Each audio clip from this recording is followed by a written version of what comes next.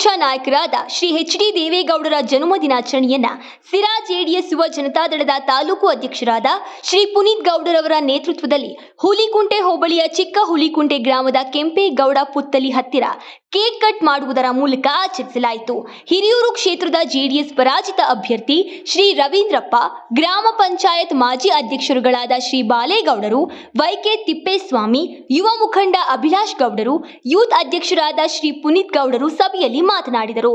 JDS ಮುಖಂಡರುಗಳಾದ Chiratahalli Basavaraju, ಚಿಕ್ಕ ಹುಲಿಕುಂಟೆ ಲಕ್ಷ್ಮಣ್, ಅರುಣ್, ಶಿವರಾಮ್, ರಮೇಶ್ ನಟರಾಜ್, ಮಂಜುನಾಥ್, ಬೆಜ್ಜಿಹಳ್ಳಿ ಭೋಪಣ್ಣ, ಜಯಣ್ಣ, ದೊಡ್ಡ Hulikunte Ravi master, bank Umesh, Linganna, hardware Pandappa, Tadakalur Nagaraju, Jagadish, ಕೊಟ್ಟಿ ನವೀನ್, ಎಂಜಲಗೆರೆ ಮಧುಸೂದನ್, ಸಚಿನ್, ಈರಣ್ಣ, ಎಂಕೆ ಪಾಳ್ಯ, ಪ್ರೇಮಾನಂದ್ ಗೋಪಿಕುಂಟೆ, ನವೀನ್ ಕುಮಾರ್, ನೆಂಜೇತಿ ತಿಮ್ಮರಾಜು, ಚಿಕ್ಕ ಹುಲಿಕುಂಟೆ ಅಕ್ಕಪಕ್ಕ ಊರಿನ ಗ್ರಾಮಸ್ಥರು ಇದ್ದರು.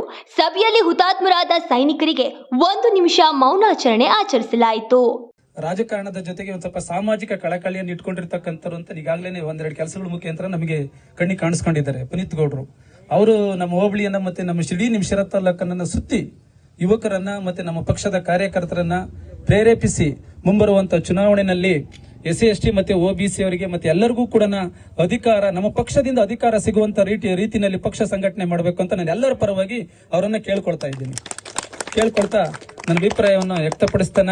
ಇನ್ನ ದೇವೇಗೌಡರು ಇನ್ನು ನಮ್ಮ ಈ ರಾಜ್ಯ ಕಂಡ ಬಹುದೊಡ್ಡ ಸಂತ ಡಾಕ್ಟರ್ ಸಿದ್ಧಗಂಗೆ ಮಠದ ದಿವಂಗತ ಡಾಕ್ಟರ್ ಶ್ರೀ ಶಿವಕುಮಾರ ಸ್ವಾಮೀಜಿ ಅವರ ಆಯಸ್ಸಿಗಿಂತ ಇನ್ನೂ 1 ವರ್ಷ 2 ವರ್ಷ ನಮ್ಮ ದೇವೇಗೌಡರ ಅಪ್ಪಾಜಿಯವರು ಬಾಳ್ಲಿ ಬಿರ್ಲಿ ಇದ್ದು ಈ ದೇಶಕ್ಕೆ, ಈ ರಾಜ್ಯಕ್ಕೆ ಸಕಾಲದಲ್ಲಿ ಅತ್ಯಂತ ಕ್ಲಿಷ್ಟಕರವಾಗಿರತಕ್ಕಂಥ ಸಂದರ್ಭದಲ್ಲಿ ಅಮೂಲ್ಯವಾಗಿರತಕ್ಕಂಥ ಸಲಹೆಗಳನ್ನ ಕೊಡುವುದರ ಮೂಲಕ ರಾಜಕೀಯಕ್ಕೆ ಒಂದು ವಿಭಿನ್ನವಾಗಿ ಅವರು ನಮ್ಮ ವಿರಾಜಮಾನರಾಗಿ ನಮ್ಮ ರಾಜ್ಯದ ಪ್ರತಿನಿಧಿಯಾಗಿರ್ಲಿ ಅಂತ ನಾನು ಈ ಸಂದರ್ಭದಲ್ಲಿ ಹೇಳ್ತಾನ ಅಭಿಪ್ರಾಯವನ್ನ ಹೇಳ್ತಾ, ಈಗ ದೇವೇಗೌಡರ ಈ 93ನೇ ವರ್ಷದ ಹುಟ್ಟುಹಬ್ಬ ಅನ್ನ ಆಚರಿಸ್ಕೊಂಡಂತ ದೇವೇಗೌಡರಿಗೆ ಶುಭವಾಗಲಿ. ಆ ದೇವರು ಹೆಚ್ಚಿನ ಆರೋಗ್ಯ ಆಯುಷ್ಯ ಕೊಟ್ಟು ಕಾಪಾಡಲಿ ಅಂತ ನಮ್ಮ ಹುಲಿಕುಂಟೆ ಹೋಬಳಿಯ ಕಾರ್ಯಕರ್ತರ ಪರವಾಗಿ ದೇವರಲ್ಲಿ ಪ್ರಾರ್ಥಿಸಿಕೊಳ್ಳುತ್ತೇವೆ. ಎಲ್ಲರ ಪರವಾಗಿ ಅವರಿಗೆ ಹುಟ್ಟುಹಬ್ಬದ ಶುಭಾಶಯಗಳನ್ನು ಕೋರೋಣ. ಈಗಾಗಲೇ 93 ವರ್ಷ ಆದ್ರೂ ಸಹ ಅವರ ಚೈತನ್ಯ ನಮ್ಗೆ ಯಾರಿಗೂ ಬರೋದಿಲ್ಲ ಅಂತ ಕಾಣಿಸುತ್ತೆ. ಅವರು ಮಾತಾಡ್ತಕ್ಕಂತ ಇದು ಅವರ ಒಂದು ಉತ್ಸಾಹ ನಿಮ್ಮಂತ ಎಲ್ಲ ಸಣ್ಣ ನಮ್ಗೆಲ್ಲರಿಗೂ ಸಹ ಉತ್ಸಾಹವನ್ನ ತರುತ್ತೆ.